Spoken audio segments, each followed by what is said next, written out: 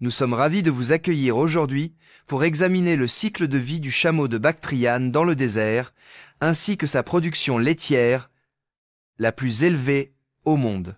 Aussi appelé chameau de Mongolie, chameau domestique de Bactriane ou chameau à deux bosses, le chameau de Bactriane est un grand ongulé aux doigts réguliers, originaire des steppes d'Asie centrale et du désert de Gobi. On l'appelle aussi chameau de Bactriane. Outre son nom commun, cette espèce est également connue sous le nom de chameau de Bactriane. Cette espèce possède deux bosses sur le dos, contrairement aux dromadaires, qui n'en possèdent qu'une. Sa population est composée de 2 millions d'individus, dont la majorité est domestiquée. Leur origine remonte à la Bactriane, région ancienne et historiquement importante où ils ont vu le jour. Bien que le chameau de Bactriane soit le plus grand chameau vivant, il est plus petit que le dromadaire au niveau de l'épaule. Dans son habitat naturel, le chameau de Bactriane est le plus grand mammifère que l'on puisse trouver. Alors que la taille totale d'un individu peut varier de 230 à 250 cm, la hauteur aux épaules peut aller de 160 à 180 cm. La longueur de la queue peut varier de 35 à 55 cm, tandis que la longueur de la tête et du corps peut aller de 225 à 350 cm. Au point le plus haut des bosses, la taille moyenne est de 213 cm, mesurée par l'individu. Voici une liste des régions de Chine où l'on trouve des chameaux de Bactriane, également présents en Chine.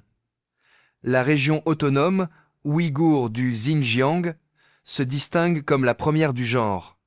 Cette région est considérée comme l'un des habitats les plus importants pour les chameaux de Bactriane en Chine. Dans les immenses déserts et prairies du Xinjiang, notamment ceux de Gobi et du Taklamakan, on trouve des traces de leur existence. 2 régions autonomes mongoles se trouvent en Mongolie. Il est également possible d'en trouver dans le nord de la Mongolie intérieure, notamment dans les prairies et les zones semi-désertiques où ils sont présents. La province du Gansu arrive en 3e position. On trouve également des chameaux de Bactriane dans la partie nord-ouest de la province du Gansu, adjacente au Xinjiang. C'est un autre endroit où l'on peut en observer. Cette région se distingue par la présence de déserts et de steppes, particulièrement prédominants. La province du Qinghai arrive en 4e position. Les déserts et prairies de haute altitude des régions du nord-est du Qinghai, situées près de la frontière avec le Xinjiang, abritent d'autres groupes de chameaux de Bactriane. Ces chameaux seraient indigènes de la région. J'ai mentionné précédemment que des chameaux de Bactriane peuvent également être observés sur le plateau tibétain. Cependant, leur nombre y est nettement inférieur à celui des autres régions mentionnées précédemment. Les chameaux de Bactriane peuvent trouver un environnement favorable sur le plateau tibétain, caractérisé par des prairies et des déserts de haute altitude. Les chameaux de Bactriane sont un élément essentiel des modes de vie traditionnels et des systèmes économiques des communautés ouïghours et kazakhais du Xinjiang. Ces communautés sont implantées dans la région. Outre leur utilisation comme animaux de transport et de bât, leur viande, leur lait et leur laine sont également des produits de grande valeur. Ils servent également au transport. Des efforts de conservation sont actuellement déployés afin de protéger les populations sauvages de chameaux de Bactriane, considérés comme en danger critique d'extinction, en raison de facteurs tels que la destruction de leur habitat et le braconnage. Il est donc impératif de protéger ces populations. Globalement, l'habitat le plus naturel pour cette espèce unique de chameau à 2 bosses demeurent les régions désertiques inhospitalières du nord-ouest de la Chine, totalement isolées géographiquement. Les chameaux de Bactriane sont des animaux diurnes, ce qui signifie qu'ils passent la nuit dehors et explorent leur environnement tout au long de la journée à la recherche de nourriture. Ce sont avant tout des herbivores. Ils peuvent consommer des plantes sèches, épineuses, salées ou amères, et leurs mâchoires sont suffisamment robustes pour résister à des objets pointus comme des épines. Ils peuvent également dévorer des plantes amères.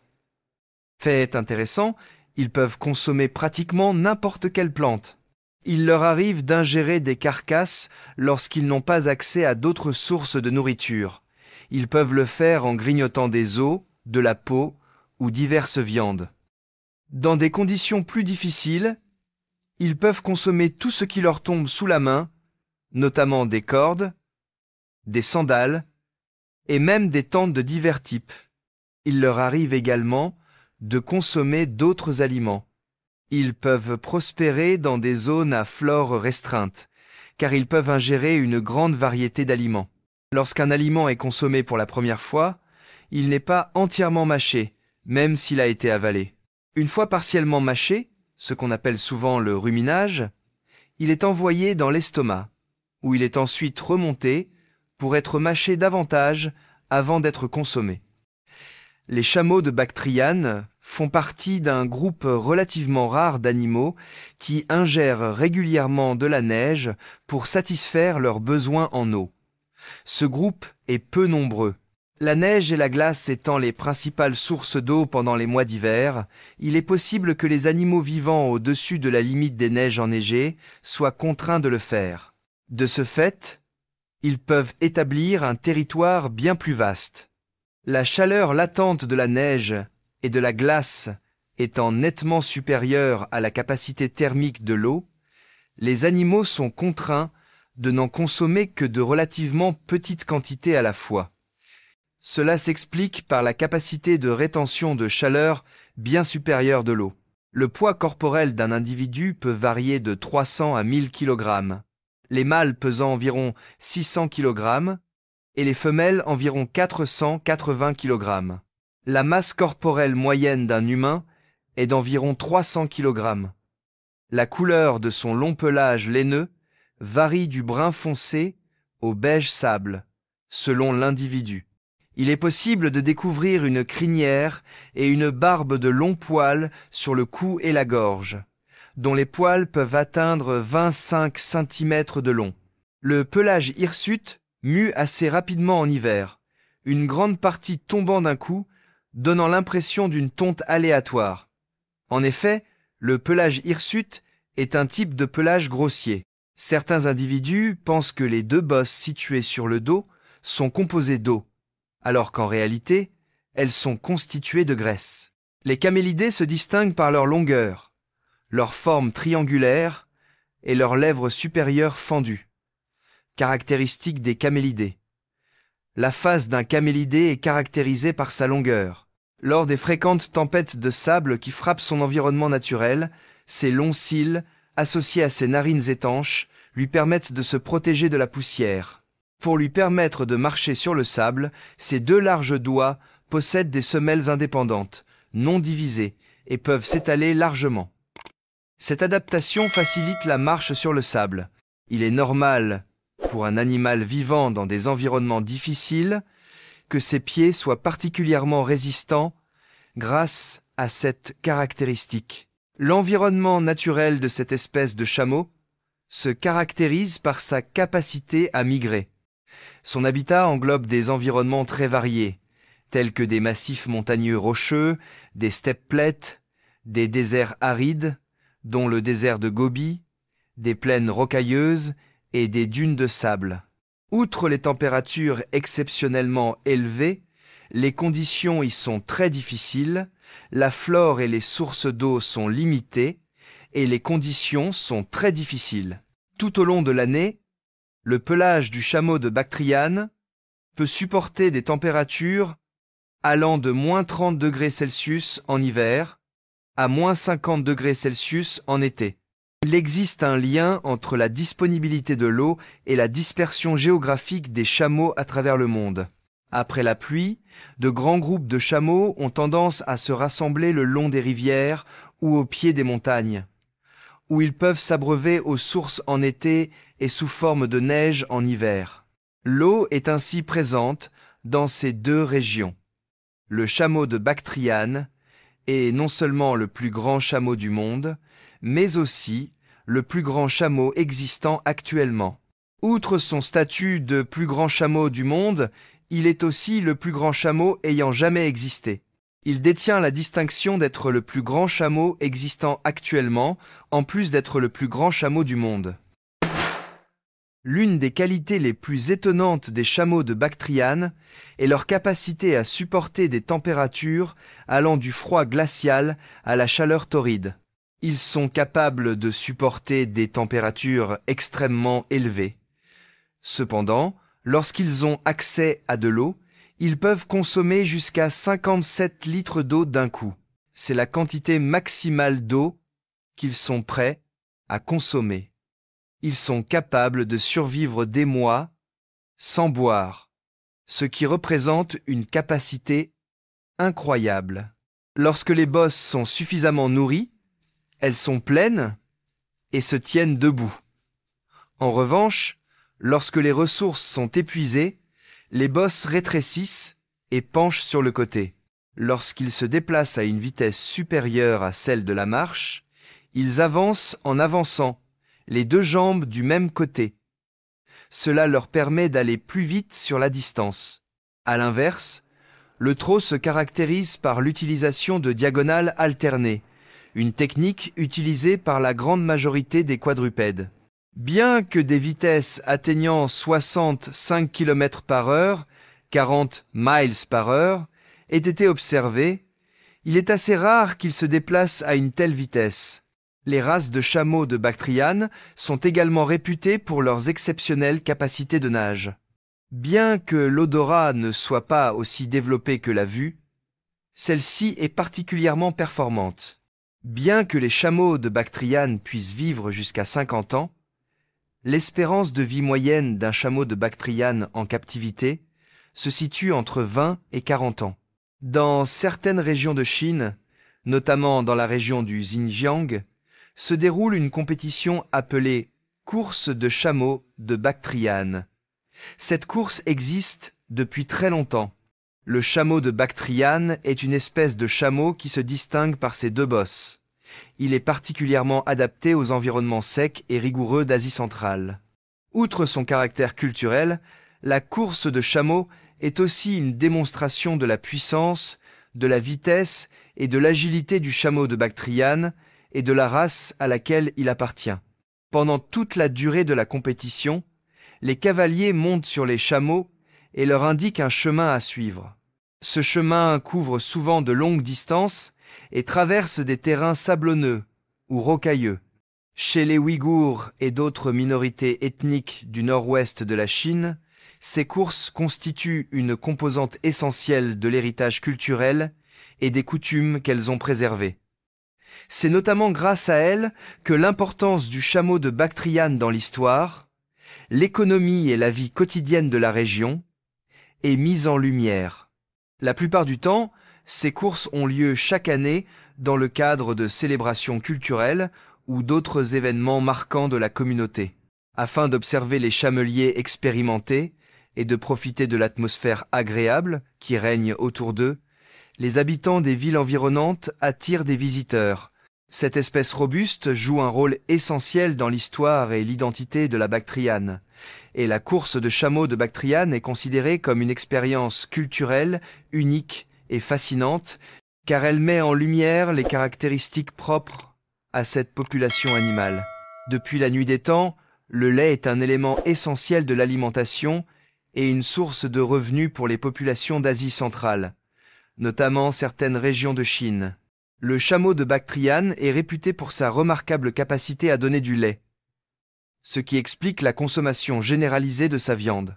En revanche, la production de lait de chamelle de Bactriane en Chine est un aspect intrigant du statut de l'animal dans la région. Les chamelles de Bactriane sont originaires de Chine. Certaines des informations les plus pertinentes concernant la production de lait de chamelle de Bactriane en Chine sont présentées dans les paragraphes suivants. A. 1. La quantité de lait consommé.